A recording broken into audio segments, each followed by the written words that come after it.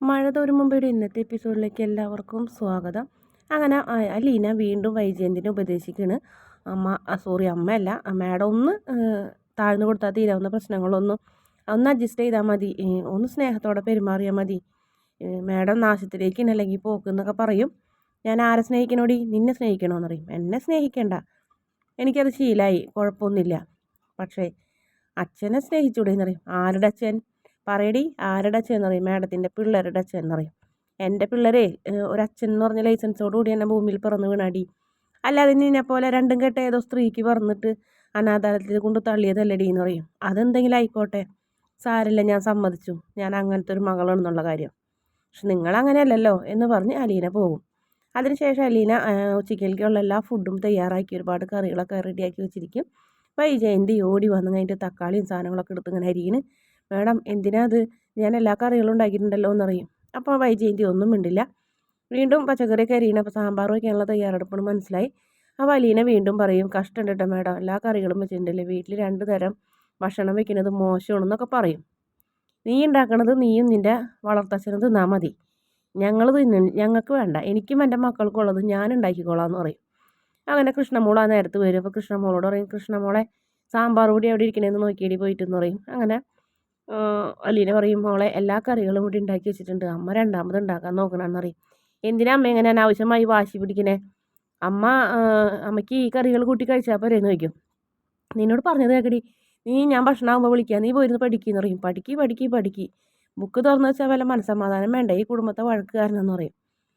അമ്മ സ്വന്തം നിഴലിനോട് യുദ്ധം ചെയ്യണമെന്നുള്ള കാര്യം അമ്മ മറക്കരുതിട്ടാന്ന് പറഞ്ഞ് കൃഷ്ണമോളും ദേഷ്യത്തോടെ പോകും. അതിനുശേഷം പിന്നെ കറികളൊക്കെ ആക്കി ഡൈനിങ് ടേബിൾ കൊണ്ട് വയ്ക്കുന്നുണ്ട് വൈജയന്തി. അപ്പോൾ ആ സമയത്ത് ഇങ്ങനെ കൃഷ്ണനെ വിളിക്കും. കൃഷ്ണമോളെ പോയി രോഹിത്തിനെ വിളിച്ചിട്ടുണ്ടായോ ഭക്ഷണം കഴിക്കാമെന്ന് പറയും. അങ്ങനെ രോഹിത്തും ബബിയും ഒക്കെ വന്നിരിക്കും. അങ്ങനെ വൈജയന്തി വെച്ച കറികൾ മാത്രം 2 കറി, സാമ്പാറും ഒരു തോരനും അതങ്ങനെ കൊണ്ടുവന്ന് വേണ്ടി കൊടുക്കണ്. അങ്ങനെ ആ പ്ലേറ്റിൽ വെക്കുന്നപ്പോൾ രോഹിത്തിന് ആദ്യം തന്നെ ഇഷ്ടപ്പെടില്ല, പക്ഷെ മിണ്ടില്ല, അമ്മയുടെ ഭാഗത്തല്ലേ നിൽക്കണത്. പിന്നീട് ബബിതയും പറയും, അയ്യോ ഇവിടെ ഫിഷ് ഫ്രൈ ഒന്നും ഇല്ല അമ്മയെന്ന് ചോദിക്കും. ഫിഷ് മേടിച്ചാൽ നീ കട്ട് ചെയ്യുമെന്ന് ചോദിക്കും. ഓ എനിക്ക് നേരമൊന്നുമില്ല എന്ന് പറയും. അങ്ങനെ അവർ രണ്ടുപേരും മനസ്സോടെ അത് കഴിക്കുന്നു. അപ്പോൾ കൃഷ്ണമോള് പറയും, അയ്യേ ഇതെന്ത് കറിയാണ് അമ്മ, സാമ്പാറിൽ ഉപ്പും ഇല്ല പുളിയും കൂടിയെന്ന് പറയും. അതേ നീ മിണ്ടാണ്ടിട്ട് കഴിച്ചാൽ മതി, എന്നെ കൊണ്ട് ഇങ്ങനെയൊക്കെ പറ്റുള്ളൂ എന്ന് പറയും. അപ്പോൾ അലീന ചേച്ചി വേണ്ട കറികൾ വെച്ചിട്ടുണ്ടല്ലോ, അതിനെന്താ കുഴപ്പമെന്ന് ചോദിക്കും. അതിന് കുഴപ്പമുണ്ട്, ഇന്ന് മുതൽ ഞാൻ വെക്കുന്നത് നിങ്ങൾ കഴിച്ചാൽ മതി എന്ന് പറയും. ആ തോരനെടുത്ത് നോക്കുമ്പോൾ തോരൻ അടിയിലും പിടിച്ചിട്ടുണ്ടായിന്ന് പറയും. എനിക്ക് വേണ്ട ഇതൊന്നും, ഇത് കൂട്ടിയൊന്നും കഴിക്കാൻ പറ്റുന്നില്ല എന്ന് പറഞ്ഞ് നേരെ അടുക്കളയിലേക്ക് പോകണം. അപ്പോൾ നമ്മുടെ രോഹിത് പറയും, അമ്മേ അവൾ അലീനയുടെ ഭക്ഷണമായിട്ട് വരൂട്ടാ, സമ്മതിക്കരുതിട്ടാന്ന് പറയും. അതെ എന്ന് പറഞ്ഞു, വരട്ടെ അവളെന്ന് പറയും. അവിടെ ചെല്ലുമ്പോൾ അലീന ചേച്ചി എനിക്ക് ഇവിടുത്തെ കറികളൊക്കെ കുറച്ച് തരുമെന്ന് ചോദിക്കും. ഒരൊറ്റ അടി ഞാൻ വെച്ച് തരൂട്ടാ മോളെ, നിനക്ക് എല്ലാവർക്കും കൂടി ഉണ്ടാക്കിയതല്ലേടി ഇത്, നമുക്ക് എല്ലാവർക്കും കൂടി, എന്നിട്ട് നിങ്ങളല്ലേ ഇത് കഴിക്കാത്തതെന്ന് പറയും. നോക്കിയാൽ പിന്നെ ചെമ്മീൻ ചമ്മന്തി, avial, fish fry, fish curry, നമ്മുടെ കൃഷ്ണമോൾക്ക് കൊതിയായി. എല്ലാത്തിനും കുറച്ച് കറികളൊക്കെ എടുത്ത് നേരെ ഡൈനിങ് ടേബിളിലേക്ക് പോകും. എന്നിട്ട് അമ്മ കൊടുത്ത ചോറ് മാറ്റി വെച്ചിട്ട്, സാമ്പാർ ഒഴിച്ച ചോറ് മാറ്റി വെച്ച് വേറെ എടുക്കണ്. എന്നിട്ട് പറയും, ദേ നല്ല കറികളൊക്കെ ഇനി വേണമെങ്കിൽ നിങ്ങൾ കൂട്ടിക്കോ, വാശി പിടിച്ചിരിക്കാണ്ടെന്ന് പറയും. ദേ മര്യാദയ്ക്കല്ല ഞാൻ അതിലേക്ക് തുപ്പൊടി എന്ന് രോഹിത്ത് പറയും. അപ്പോൾ അലീന കൃഷ്ണമോൾ എഴുന്നേറ്റ് അച്ഛാ എന്ന് വിളിക്കും. അപ്പോൾ ഒരാകെ പേടിക്കും എല്ലാവരും കൂടി, കാരണം ബാലചന്ദ്രൻ വന്നാൽ വാക്ക് മാറുമല്ലോ എന്ന് പറയും. വേഗം മിണ്ടാണ്ടിരുന്നവർ കഴിക്കുന്നു.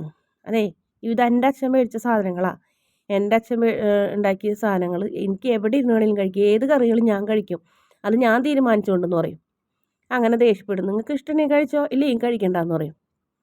ഓ ഇങ്ങനെ ഒരുത്തി കരിങ്കാലി, എങ്ങനെ ഇവള് മാത്രം ഇങ്ങനെ തലതിരിഞ്ഞ് പോയി എന്നൊക്കെ പറയും.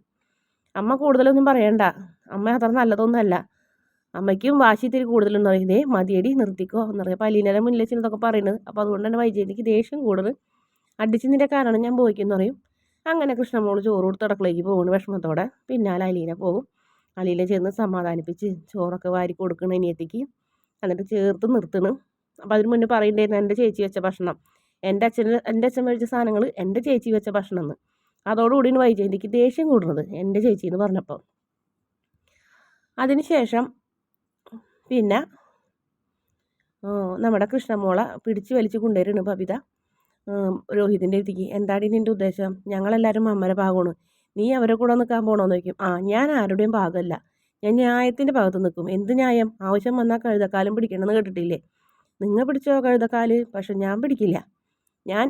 എനിക്കറിയാം ന്യായം ആരുടെ ഭാഗത്തുനിന്ന്. ഞാൻ അങ്ങനെ നിൽക്കുള്ളൂ എന്ന് പറയും. നിങ്ങൾ നിങ്ങളുടെ ഇഷ്ടത്തിന് എന്താണെന്ന് വെച്ചാൽ ചെയ്തോ. നിന്നെ ഞാൻ ശരിയാക്കി തരാടി എന്ന് പറയും. എന്നെ ഒരു ശരിയാക്കലും ഇല്ല എന്ന് പറഞ്ഞ് കൃഷ്ണമോള് നേരെ പോവും അവിടുന്ന്. അതിനുശേഷം അലീന ചായ ആയിട്ട് ബാലചന്ദ്രൻ്റെ അടുത്തേക്ക് ചെല്ലുന്നുണ്ട്. ബാലചന്ദ്രൻ എന്താണ് അലീന ബാലചന്ദ്രൻ എന്ന് പറയും. ചായ കൊണ്ടുവന്നതാന്ന് പറയും. പിന്നൊരു സങ്കടം പറയാനുണ്ടെന്ന് പറയും. എന്താന്ന് ചോദിക്കും. അടുക്കളയിൽ 2 ഫുഡായി. അതിനെന്താ, പുറത്തുനിന്ന് ആരാ വന്ന ഭക്ഷണം വയ്ക്കാൻ? അല്ലെങ്കിൽ അകത്തുള്ള ആളോ? അകത്തുള്ള ആൾ തന്നെയെന്ന് പറയും. കൃഷ്ണമോൾ മാത്രം ഞാൻ വെച്ച ഭക്ഷണം കഴിച്ചു. അവരൊക്കെ മാഡത്തിൻ്റെ ഭക്ഷണമാണ് കഴിക്കുന്നത്. 2 അടുക്കള പോലെ ആയില്ലേ സാറേ, അല്ല സോറി അച്ഛാ, അത് വല്ലാത്തൊരു വിഷമമല്ലേ എന്ന് പറയും. പിന്നെ ഞാനെന്ത് വേണം, പോയി വഴക്കുണ്ടാക്കണോ എന്ന് ചോദിക്കും. വേണ്ട വേണ്ടാന്ന് പറയും. എന്തായാലും കൃഷ്ണയും ബബിതയും രോഹിത്തും എത്ര ദിവസം വൈജയന്തി വെക്കുന്ന രുചിയില്ലാത്ത ഭക്ഷണം കഴിക്കും, അത് കണ്ടറിയാന്ന് പറയും. കുറച്ച് ദിവസം കഴിയുമ്പോൾ അവർ താനേ പറയും, അമ്മ വെച്ച് വേണ്ട, അലീന വെച്ചത് മതിയെന്ന്. അതുവരെ നമുക്ക് വെയിറ്റ് ചെയ്യാന്നേ, സമാധാനപ്പെടുമെന്ന് പറയും. എന്തായാലും നമ്മളുടെ പക്ഷത്ത് 3 പേരില്ലേ, അവരുടെ പക്ഷത്ത് 3 പേരുണ്ട്, അത് മതിയല്ലോ നമുക്ക് യുദ്ധം വെട്ടാൻ എന്ന് പറയും. അങ്ങനെ അലീന വിഷമത്തോടെ നിൽക്കണം.